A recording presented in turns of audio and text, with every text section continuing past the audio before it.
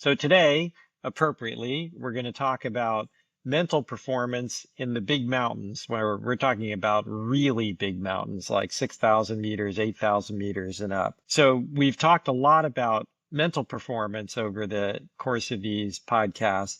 How does your mental strategy differ when you start getting up into these really high altitudes, 7,000 meters, 8,000 meters? Versus, running the Boston Marathon or a trail race or something that's much closer to sea level. I think the really big difference with super high altitude stuff, and here I'm talking about like 8,000, maybe 7,000 meters plus, is that altitude is kind of the great equalizer in terms of physicality, in the sense that, you know, if I am moving really fast at 8,000 meters, I'm going up 200 meters per hour, which is really, really slow. That is like the slowest walk you can imagine, you know? Yeah. And so objectively, physical fitness, well, not physical fitness, but physical, like literal physical movement is not the limiting factor. Basically, by definition, the limiting factor is your mind, is above your shoulders. And my personal experience is the voice telling you this sucks, we should go down, is incredibly loud at that altitude. So much more so than in, a track race or a road race or a trail race or even a mountain, like doing something like Ruku Pichincha in Quito that's, 4,000 meters. It's just a totally different sensation. And so I think to me the really big difference is, you can do all of the training that you want in the world, but if you're not ready to answer that really loud voice that says this sucks, we should go down, like constantly for many hours, like every second, then you're going to have a really bad time, or you're just going to go down like as soon as it starts to get hard. Whereas I think that Huh? most of us are just better at tolerating that kind of discomfort, and that central governor or whatever it is that is saying, oh, maybe we should stop this, or maybe we should slow down in a marathon or something like that. We do that much more in training, whereas, kind of by definition, you just don't get the chance to practice that sensation of being at 8,000 meters and that mental fatigue that comes with being up there that long. And so I think that really is the crux of really high mountaineering, is just being able to tolerate your own mind. Uh-huh. Okay. So that's important and something that we talked about a little bit even during the regular podcast and leads to sort of this next question. And, I guess also just backing off for a second, that makes a lot of sense because you are, in fact, your body's probably telling you, I don't have enough oxygen right now. Right. This is really a bad idea. So Yeah, it they may be call it the death shaping it zone in. for a reason. Exactly. Yeah, it's a survival instinct, and they tend to get loud and strong over time and saying, yeah, I'm just not getting enough oxygen. You need to stop doing this right away. Right. Right. Okay, so we talked a little bit during the first part of the podcast about the voices in your head as you're nearing these critical decision times on Makalu. Hmm. How do you determine which voice to trust? We talked a little bit about that. And Yeah. and has this changed over the course of your career as you've gained more experience in these high altitude environments? Yeah, absolutely. It's changed. I think originally my first trips to the mountains, I was definitely more cautious. I mean, I still think of myself as a pretty cautious climber, but as you get more experienced, you start to recognize when the voice that is saying, "Hey, this sucks, let's go down," or "Hey, this is too scary, let's go down," is really maybe a little too conservative, And like when you can kind of push through that.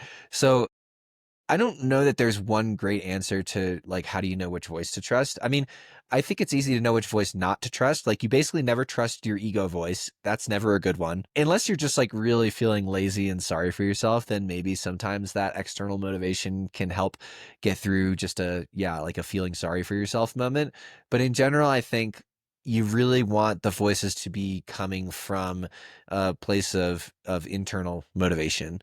I think that's probably the clearest line I could draw is, okay, is it coming from a place where it's about you and what you actually want versus, am I going to get my summit certificate, or am I going to get my picture for Instagram, or am I going to break this record that I've been training for and everybody's going to like me? I think those are the things that I would watch out for. The other voices, the voices that say, hey, I really care about this. Hey, I've really trained hard for this. I really want this for myself, for because it's a personal challenge. Those are the voices that I think I tend to listen to. And then, when it comes to safety, it's all about, like we talked about in the main podcast, I think trying to make things as objective as possible before you even get into the situation. So Hmm. taking things like turnaround times and weather and speed and having really quantifiable objective things that you say, hey, if I'm not at this place by this time, that's it, I'm going back. If I'm not on the summit by 2 p.m., I don't care if I'm 20 feet away, I'm turning around, things like that. So I think taking some of that decision making out of the hypoxic fatigue, the more that you can do that, the better. Okay, that makes a lot of sense. And you talked about things, you use the phrase a lot, things feeling scary, and just fear when you're up high, as you just talked about. So what kind of mental techniques do you use when you're experiencing that fear to try and help manage it and make good decisions? I heard a really interesting quote from Alex Honnold, the guy who was in Free Solo, who free soloed El Capitan. He on a different podcast, and he said something like, you know, fear. It's weird that we treat fear the way that we do because fear really is just a emotional reaction that is similar to, say, being hungry or being cold, in that fear is an indicator of something, right? So being hungry is an indicator that you probably want to eat something kind of soon, right? Fear, similarly, is an indicator that, hey, maybe something bad could happen, right? That's kind of like our instinctual fear response. And the difference is in modern society, as adults, we're able to take hunger and recognize when it matters and when it doesn't. You know, if it's 2 p.m. and I'm a little bit hungry, okay, cool, whatever. If I'm busy, it doesn't matter. Like I can literally wait. I could wait a day if to eat. It doesn't matter, right? We know that and we understand that and we're okay with being a little bit uncomfortable in the form of hunger.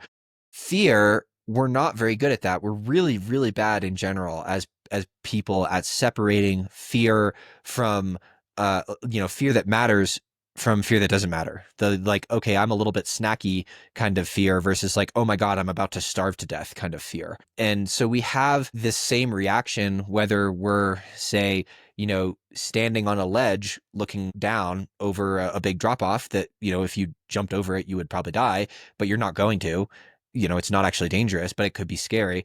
We still have that same fear reaction to that as we do to something that is really dangerous, like, riding a motorcycle at 100 miles an hour on the highway.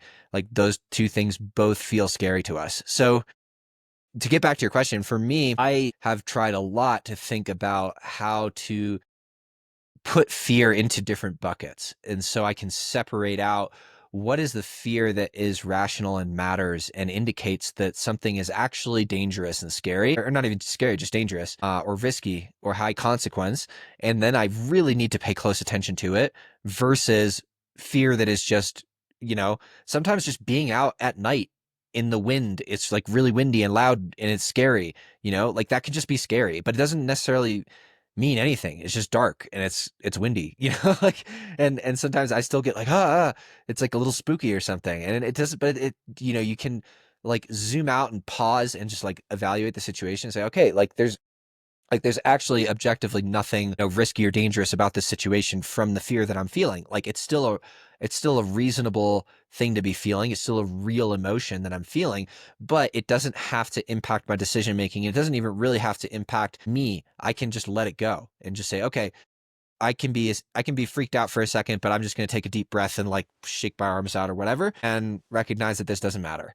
So I think that's, for me, it comes down to like taking a step back and looking at the fear that I'm experiencing and trying to figure out, okay, is this a fear that is indicative of something real that I need to pay attention to, which it sometimes does, especially in the big mountains, or is this just sensationalizing? Is it just me reacting to something that is spooky or scary and it's really not that big of a deal?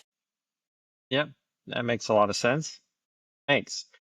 And so from there, let's talk about inner game. So Tim Galway's inner game. We've talked about here and there. And of course, you were exposed to this very early on in your life as a little kid on the tennis court.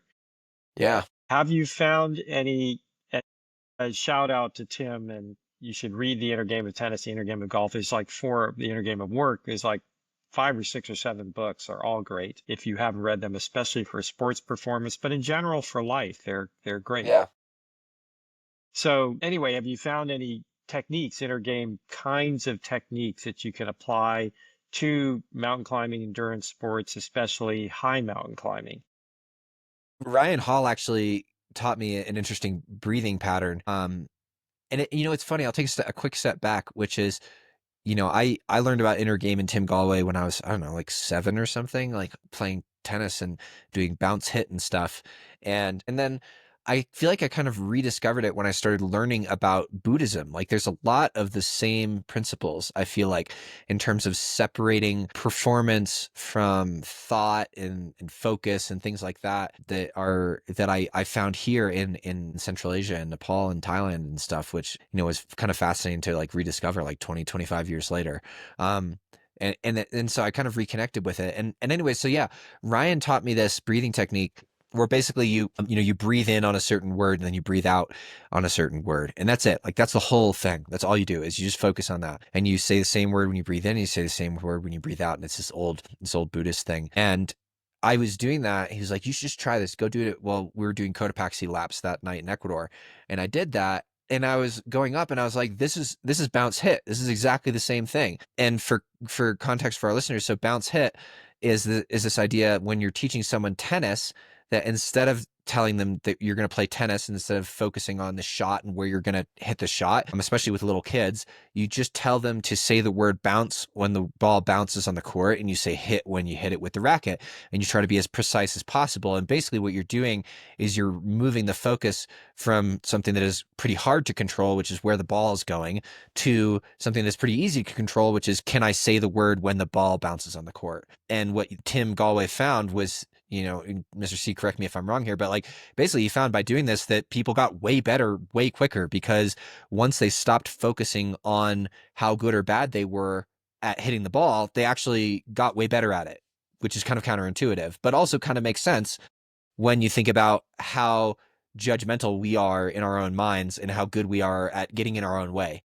And so this is, yeah, I think the closest thing I've found to something inner game. And I've used this a lot over the last couple of months. And I'm very grateful to Ryan for teaching it to me, because it is really a way of that exact same thing of separating everything else, because, there's there's no time to think about the pace and where I am and blah blah blah. So especially if I'm on just like a long boring slope and I'm just, breathing in, breathing out, and just focusing on that breathing, that's the only thing I'm thinking about. It does allow me to separate myself a little bit from my judgment, from my performance, get my head out of my head a little bit. And I found that to be really helpful. Yeah.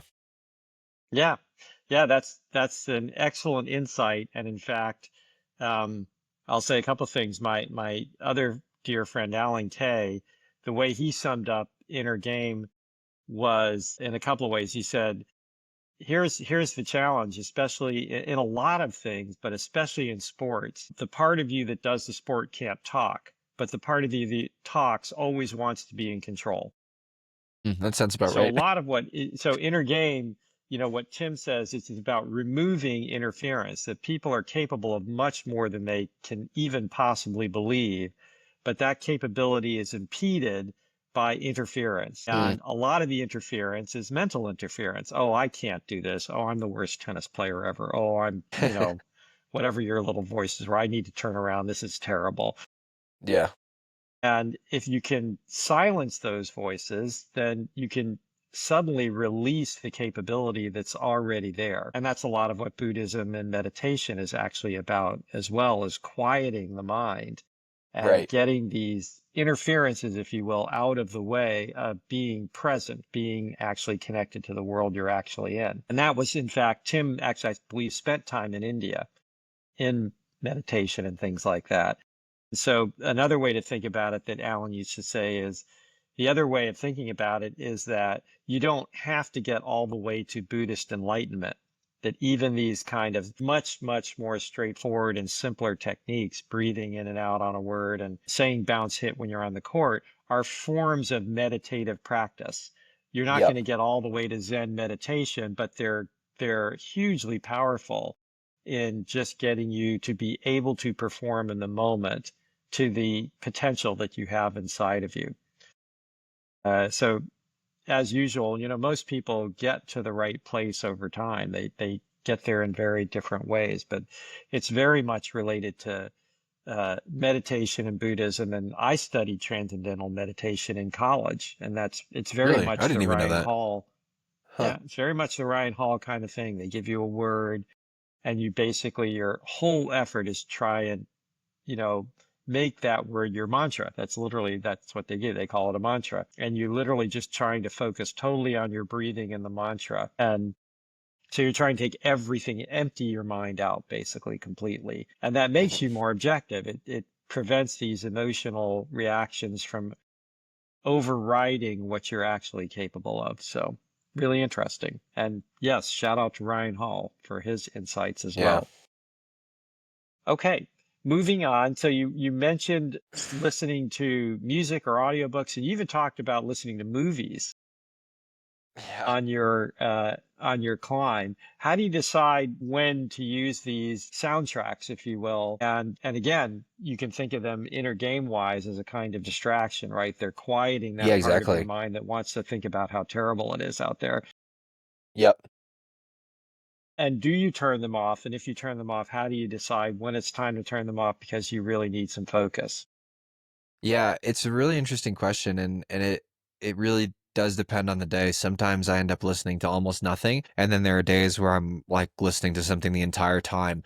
So part of it I think is literally just mood, and it's funny when we were talking about inner game stuff, I feel like I've never really thought about it in that context, but it really is about silencing that inner critic sometimes and just literally being a distraction from that. So it's kind of a balance between, is this distracting me from my positive focus on putting out the best effort that I possibly can, while also, the other side of that coin being, is it, distracting me from, a negative voice inside my head that might be interfering with my performance.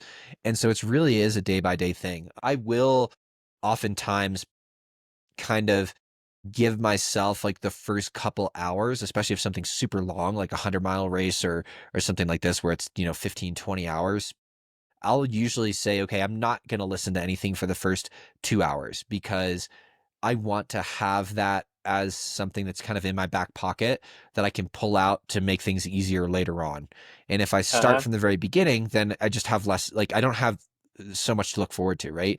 And usually there's like an order, right? It'll go like from, nothing to, maybe an audiobook to like a really funny engaging podcast to like some low key music to like really intense music, right? So like it goes up this spectrum from like least engaging and least what's the word, like not empowering but invigorating, let's say. you know because there have been like real legitimate scientific studies that have been done that show that, for example, like really loud intense music that you like will increase your performance notably. Uh-huh. And so that is something that I always keep in my back pocket as, okay, like once I get to this point or when I really feel like I need it, I'm going to put on, this playlist full of bangers that I really like. And that's kind of always in my back pocket. And sometimes I save that for a really long time. And sometimes I maybe never even need it. And sometimes I need it really early if I'm having a rough day. So it really is just knowing yourself and knowing like what you like to do. And for the record, like I know lots of people, Jim Walmsley is a good example of someone, he does 24-hour races and he never listens to anything during those. And that blows my mind. Like, I'm like, all right, dude, that's next level. Like, good for you, I guess. But like, also, holy shit, that's crazy, man. Like I've done some really long stuff and not listened to it, but it's when I'm in, I don't know, it's like a very special circumstance. If I'm like doing it with other people or in a really beautiful place that I've never been before or something like that where I really want to absorb all of it. But honestly, it is a distraction. And that's the point sometimes, is you are distracting yourself from the discomfort, right? It's like, Right. this is really, really uncomfortable. And if I'm listening to like really sick, upbeat Taylor Swift or whatever, then it feels less terrible because I'm like listening to something upbeat and that makes me feel better. Yep. Yep. Self-deception, once again, a little bit, right? Self-deception. Yeah, that's what it's all about. That's what's the theme of our pod today. Yep. Okay. So, as always, we'll do our public service benefit for our listeners. And so, what advice would you give to anyone to raise their mental game for high altitude endurance performance? Honestly, I think that the kind of mindfulness stuff that we were talking about is the number one thing you can do. Like, I think it was the very first question. The mind is so much more important in high altitude stuff than it is in any other sport that I've ever competed in. Um, and I think that if you really want to be successful, you have to find ways to control, not even control, but be more okay with your mind and how it's going to behave and understand how to deal with all those voices in your head that we talked about and just be aware of those. So I think, the more that you can do like any kind of really mentally hard thing and practice that, obviously, like we talked about, it's really hard to practice anything at 8,000 meters because you just have so few opportunities to go up there. But, like any opportunity that you have to do something where you're in a position to do something that is really uncomfortable and really hard and you still choose to do it. That's what you really want to do. It could literally, like I've heard with like social science studies where they have people hold their hand in a glass of cold water, to simulate pain. It could literally be things like that. It could be, pulling all-nighters. It could be, doing really hard things with endurance sport. It could be running or swimming or biking or whatever it is, but like really getting to that point where your central governor, your brain is telling you, we should really stop this right now. This feels really bad. And yet you still keep going. That's, I think, the most important thing to do. Great. Thanks so much for that. And why don't you read us out from here? All right. Well, thank you guys all for listening. Please, as always, send us any feedback, questions, comments, concerns, hopes, dreams. You can send those to my email, ty@chaski.run, or DM me on Instagram, Tyler C. Andrews. Remember, you can also read my raw training logs with some light annotation. Those are on my blog at tylercandrews.com or Substack, also at Tyler C. Andrews. Ty's Training is a Chaski media production and brought to you by Chaski Endurance Collective, the world's leader in online coaching, travel, and community for endurance athletes. Thanks again for listening, everybody, and we will see you next week. Ciao.